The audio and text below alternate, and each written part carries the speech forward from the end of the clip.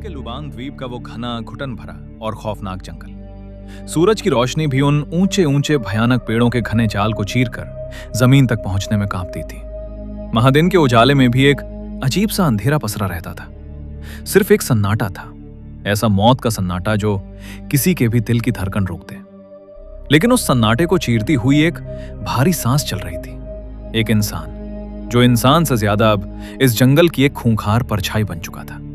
नाम था हिरू ओनोडा, जापानी इंपीरियल आर्मी का एक खुफिया और गुरिल्ला युद्ध का माहिर अधिकारी।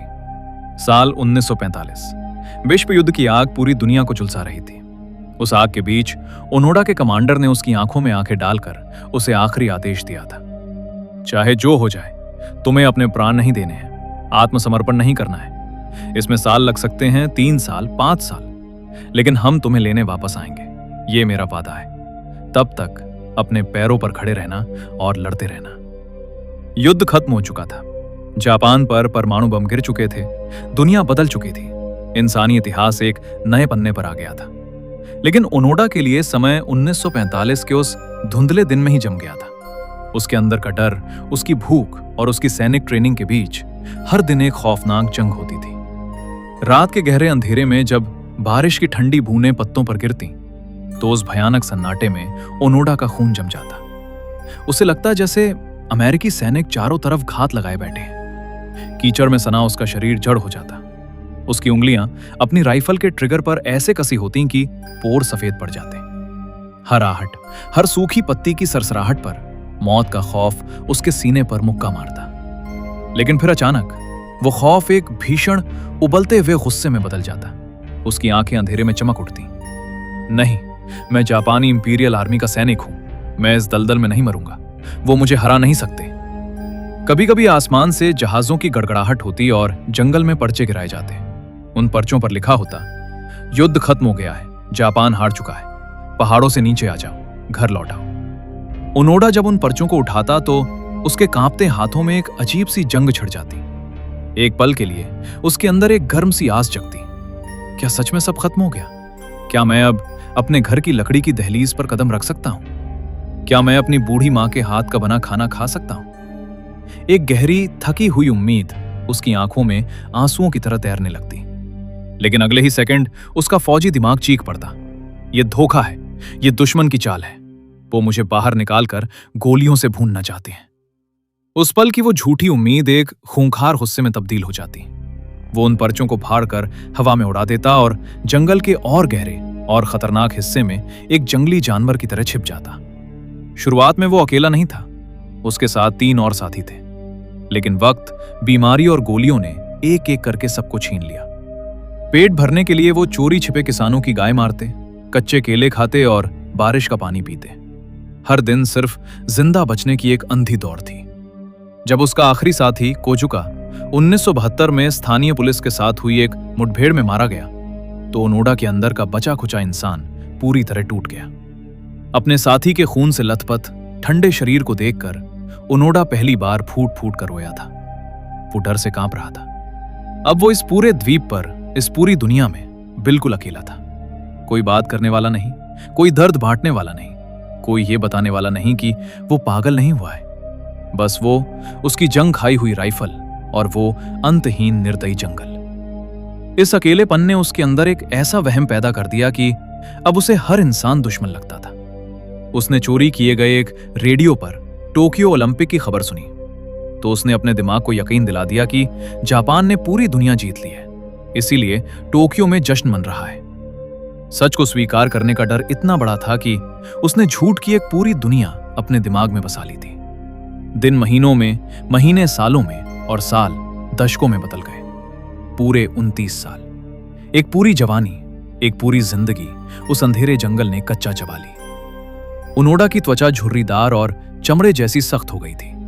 उसके सैन्य कपड़े चीथड़े बन चुके थे जिन्हें उसने पेड़ों की छाल से सिल रखा था। लेकिन उसकी आंखों की वो खौफनाक जंगली आग अब भी जिंदा थी। फिर एक दिन 1974 की एक उमस भरी दोपहर में जंगल के उस सन्नाटे में उसे एक नौजवान मिला, नोरियो सुजुकी। एक आवारा जापानी छात्र जो दुनिया घूमने निकला था और जिसने कसम खाई थी कि वो पांडा, बर्फ के इंसान और हिरू ओनोडा को ढूंढ कर लाएगा। सुजुकी ने जंगल में अपना तंबू लगाया था। ओनोडा ने उस पर अपनी राइफल तान दी। उंगली ट्रिगर पर थी। एक हल्का सा दबाव और सुजुकी की जान जा सकती थी। ओनोडा की आंखें लाल थीं, माथे पर पसीना था और सांसें तेज चल रही थीं। सुजुकी ने डरते हुए लेकिन एक असीम करुणा के साथ कहा, ओनोडा सान, युद्ध बहुत पहले खत्म हो चुका है। जापान अब बहुत बदल गया है। सम्राट आपका इंतजार कर रहे हैं। मेहरबानी करके अब घर वापस चलिए। ओनोडा का पूरा शरीर एक सूखे पत्ते की तरह कांपने लगा। 29 सालों का दबा हुआ ज्वालामुखी उसकी छाती फाड़कर बाहर आने को था। उसकी आवाज एक घायल खूंखार जानवर की तरह भारी और खुरदरी हो चुकी थी। झूठ, सब झूठ है। तुम दुश्मन के जासूस हो। जब तक मेरे कमांडर मेजर तानीगुची आकर मुझे खुद अपनी जुबान से आदेश नहीं देते, मैं ये पोस्ट नहीं छोड़ूंगा। मुझे लड़ना है। मैं हार नहीं मान सकता। उस वक्त ओनोडा की आंखों में एक साथ कई तूफान चल रहे थे। इस अनजान लड़के की बात सच होने का डर, अपनी पूरी जिंदगी के एक बहुत बड़े झूठ होने का खौफ और एक अजीब सी घुटन भरी उम्मीद कि शायद अब यह नर्क खत्म होने वाला है। सुजुकी समझ गया कि इस फौलादी इंसान को सिर्फ एक ही चीज तोड़ सकती है, उसका आदेश। वो वापस जापान लौटा और कुछ दिनों बाद जंगल के उसी हिस्से में एक और शख्स खड़ा था, मेजर योशिमी तानीगुची, ओनोडा का वो पुराना कमांडर जिसने उसे लड़ते रहने का आदेश दिया था। तानीगुची अब फौज छोड़ चुका था और किताबों की एक छोटी सी दुकान चलाता था, लेकिन आज उसने ओनोडा के लिए अपनी पुरानी सिकुड़ी हुई सैन्य वर्दी पहनी हुई थी। सन्नाटा फिर से छा गया। झाड़ियों में हलचल हुई। ओनोडा धीरे धीरे बाहर आया। उसके कपड़े फटे हुए थे। उसके चेहरे पर दशकों की थकान थी। उसकी पीठ झुकी हुई थी, लेकिन अपने कमांडर को देखते ही उसके अंदर का वो 1945 का सिपाही जाग उठा। वो बिजली की फुर्ती से सीधा खड़ा हुआ, अपनी राइफल को सीने से लगाया और एक कड़क सैल्यूट मारा। मेजर तानीगुची की आंखों में आंसू थे। उन्होंने एक पुराना कागज निकाला और भारी आवाज में पढ़ना शुरू किया। Special order. जापानी सैन्य बलों को सभी युद्ध अभियानों को रोकने का आदेश दिया जाता है। युद्ध समाप्त हो चुका है। तुम्हें ड्यूटी से मुक्त किया जाता है सिपाही। ओनोडा एक पत्थर की मूर्ति की तरह बुत बनकर खड़ा था। जंगल की हवा रुक गई थी। वो शब्द उसके कानों में पिघले हुए शीशे की तरह गिर रहे थे। युद्ध समाप्त, ड्यूटी से मुक्त।